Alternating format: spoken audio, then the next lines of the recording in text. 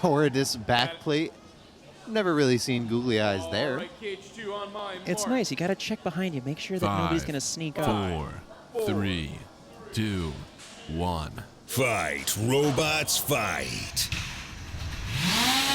Unicorn Sparkle having a unique, well, maybe not so unique anymore, but the multi-bot flame configuration. Let's see if they can get some control with that multi-bot.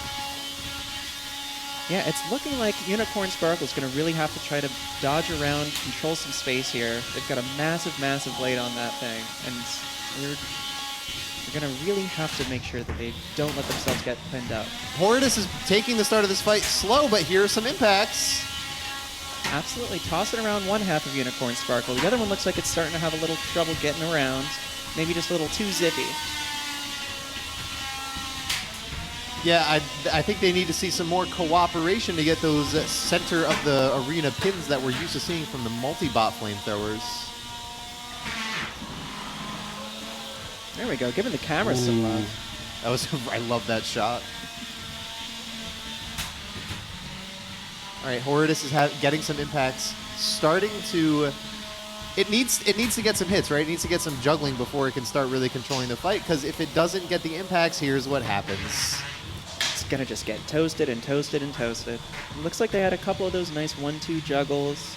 Keeping the pressure up is gonna be key for Horridus to get out of here. It's all about just maintaining their will and imposing that will on Unicorn Sparkle as much as they can.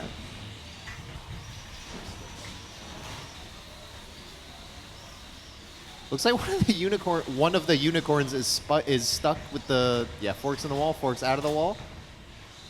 Yeah, one of those risks you play with when you're playing that fork game is sometimes you just get stuck between the kick plate and the floor. You might dig a little too deep in there. They might be able to get their friend to pull them out of there, but it's going to be real tough. They look like two little cute caterpillars, I think. The classic sort of mixtape shape, but low to the ground, and the pink and purple colors. They look so friendly when the fire's off. Very cuddly.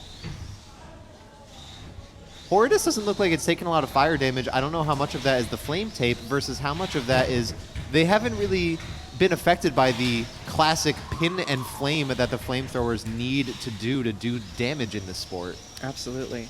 Horridus has been doing a really good job of just getting around the other sides of Unicorn Sparkle, both halves really, making sure that they stay out of that danger zone.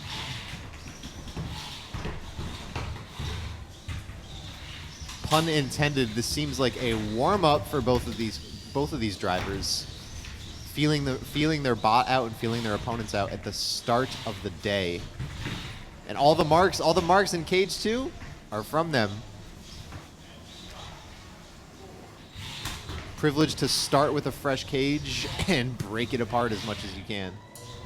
And that's the match. Yeah, that'll bring us to the end of the first.